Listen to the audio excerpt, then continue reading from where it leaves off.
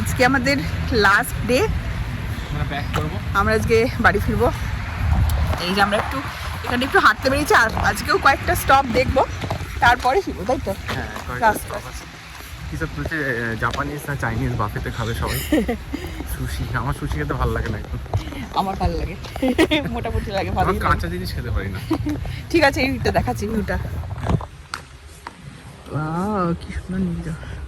Good morning, আমি মৌমিতা। আজকে আবার একটা নতুন ব্লগ নিয়ে চলে এসেছি। গত 3 দিন ধরে আমাদের মিনিয়াপলিস টু কানাডা বর্ডার যে রোড ট্রিপ শুরু হয়েছিল, আজকে তার শেষ দিন। একটু পরেই এখান থেকে আমরা চেক আউট করবো, তাই যাবার আগে ভাবলাম রিসর্টটা একটু ঘুরে দেখি। এই 3 দিন ধরে আশেপাশে তো অনেক জায়গা ঘুরেছি, কিন্তু যেখানে আমরা আছি সেই জায়গাটাই খুব একটা ঘুরে দেখা হয়নি। প্রতিদিনই সকালে বেরিয়ে যেতাম, তারপর ফিরতে ফিরতে অনেকটাই সন্ধে হয়ে যেত। তাই আজকে বাড়ি ফিরে যাওয়ার আগে ভাবলাম এই জায়গাটা একটু ঘুরে দেখি। এটা হচ্ছে একটা আর্টিফিশিয়াল বিচ। এটা এই ব্লুফিন বে রিসর্টে যারা থাকবে তারা এনজয় করতে পারবে। এটা একটা প্রাইভেট বিচ। আমরা যেদিন প্রথম দিন এখানে এসেছিলাম সন্ধেবেলায়, এখানে একটা বনফায়ার হচ্ছিল। সেই ভিডিওটা আমি, এই যে সিরিজটা রয়েছে এর প্রথম ভিডিওটাতে আমি আপলোড করেছি। তাই বাড়ি ফিরে যাবার আগে আজকে ভাবলাম এই লেক সুপিরিয়রের জলটা একটু ছুঁয়েই যাই। আজকের ওয়েদারটাও খুবই সুন্দর। আমরা খুবই লাকি যে এই 3 দিন ধরে প্রত্যেক দিনই আমরা খুব সুন্দর ওয়েদার পেয়েছি। প্রপার্টিটা খুব সুন্দর। এখানে ওদের আর্টিফিশিয়াল বিচ মতো করা আছে, অনেক পাথর ফেলা আছে। হ্যাঁ, আর এরকম টাইপের ওই যে দূরে বিল্ডিংগুলো দেখতে পাচ্ছেন, ওইগুলোর মধ্যেই একটাতে আমরাও আছি। অপূর্ব সুন্দর লেক সুপিরিয়রের ভিউ আমরা পেয়েছি। আর এই ওয়েদারটা তো পুরো কমপ্লিমেন্ট করছে আমাদের এই ট্রিপটাতে।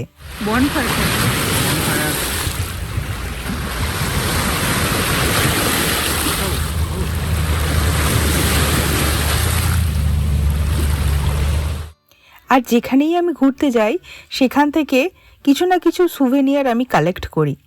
তো এখানে একটা গিফট শপ আছে, তো আমি এখানে এসেছি কোনো ম্যাগনেট বা কফি মগ বা ওই জাতীয় কোনো কিছু যদি আমি একটা পাই স্মৃতি হিসাবে নিয়ে যাওয়ার জন্য। এই যে উডেন ম্যাগনেটটা দেখতে পাচ্ছেন, এটাই নিয়েছি। দামটা একটু বেশি, কিন্তু কি আর করা যাবে।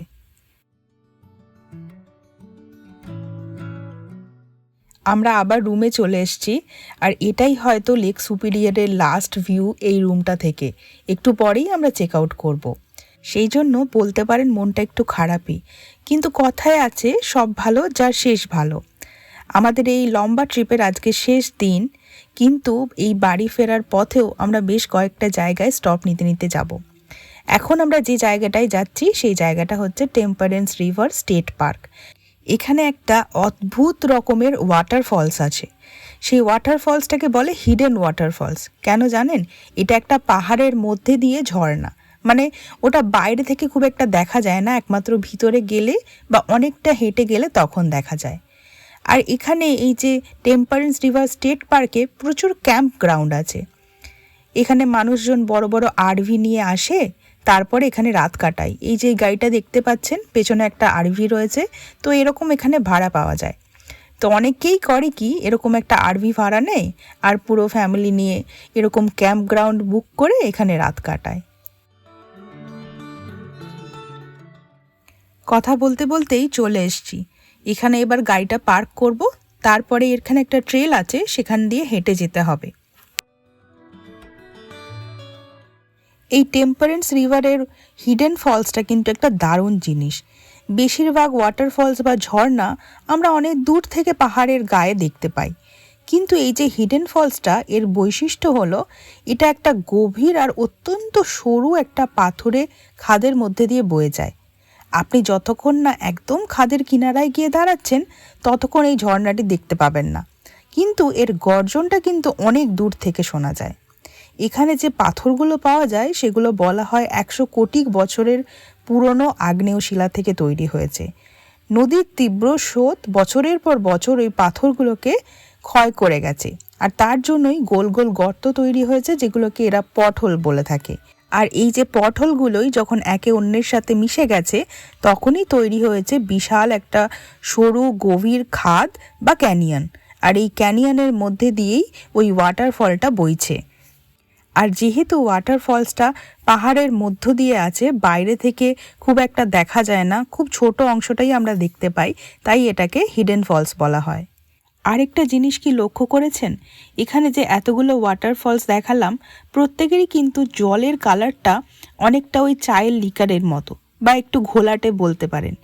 কেন জানেন এরকম? কারণ এখানে যে এত গাছপালা আছে আর ওই গাছপালার ডালপালা থেকে যে ট্যানিন বেরোয় একটা রঞ্জক পদার্থ, সেটা এই জলের সাথে মিশে এরকম কালার তৈরি করে।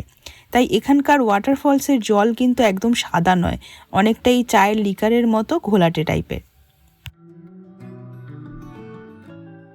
এখন আমরা ডুলুথ পৌঁছে গেছি। যেদিনকে আমরা এসেছিলাম সেদিন আমরা এই ডুলুতেই দাঁড়িয়েছিলাম লাঞ্চ করার জন্য, আর আপনাদেরকে ওই কানাল ড্রাইভের ওই জায়গাটা দেখিয়েছিলাম।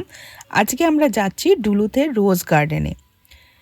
প্রপার সিজনে যখন আসা হয় তখন এই রোজ গার্ডেনটা কিন্তু খুব সুন্দর থাকে, কিন্তু এখন হয়তো আমরা খুব একটা রোজ দেখতে পাবো না, কিন্তু তাতেও আমরা এখানে ব্রেক নিচ্ছি, কারণ তোরা আমাদের সাথে আছে তো, তাই ওর জন্য আমরা সবসময় 2 ঘন্টা কি 2.5 ঘন্টা পর পর একটা করে ব্রেক নিই, যাতে একটানা লং ড্রাইভটা আমাদের না হয়, কারণ ওর জন্য একটু কষ্ট হয় অতক্ষণ কার সিটে বসে থাকা।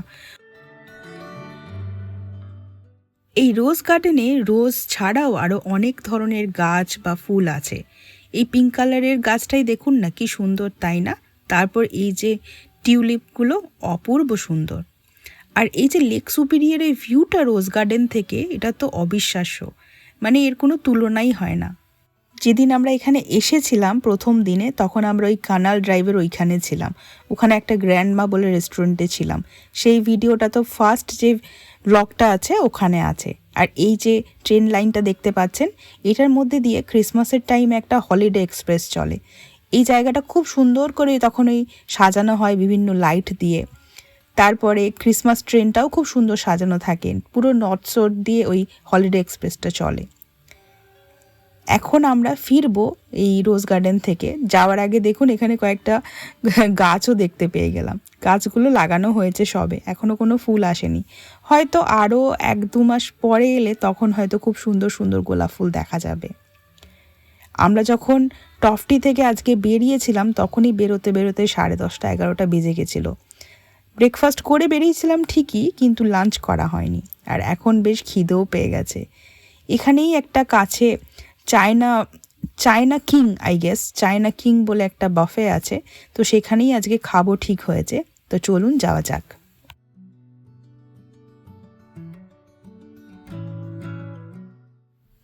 ছোটোর মধ্যে বেশ গোছানো রেস্টুরেন্ট, অনেক অপশন খাবারের, চিকেন, সি ফুড, সুশি, আরও অনেক রকমের চাইনিজ আইটেম এখানে রয়েছে।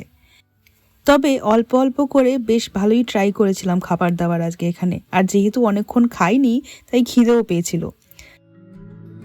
তবে স্টার্টার, মেন কোর্স যাই বলুন না কেন, আমার সবথেকে ভালো লেগেছিল এখানকার ডেজার্টটা অসাধারণ খেতে ছিল, আর এর সাথে অনেক ফ্রুটসও রাখা ছিল। খাওয়া দাওয়া শেষ, এবার বাড়ি ফেরার পালা।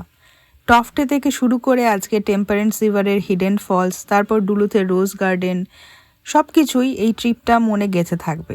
শুধু তাই নয়, এই 3 দিন ধরে সবার সাথে যেভাবে এনজয় করলাম, সবাই মিলে আজকে ওই যে রিসর্টে থাকা লেক সুপিরিয়রের ধারে খুব মজা করে কাটিয়েছি। ছুটির দিনগুলো কেন যে এত তাড়াতাড়ি ফুরিয়ে যায়, বাচ্চাদের মতো আমাদেরও আজকে তাই মনে হচ্ছে। আপনাদের এই রোড ট্রিপের কোন দিনটা সবথেকে ভালো লেগেছে কমেন্ট করে অবশ্যই জানাবেন। আজকের ভিডিওটা আমি এখানেই শেষ করছি। আশা করি সবাই খুব ভালো থাকবেন। আবার পরে অন্য কোনো ব্লগে দেখা হবে। টাটা।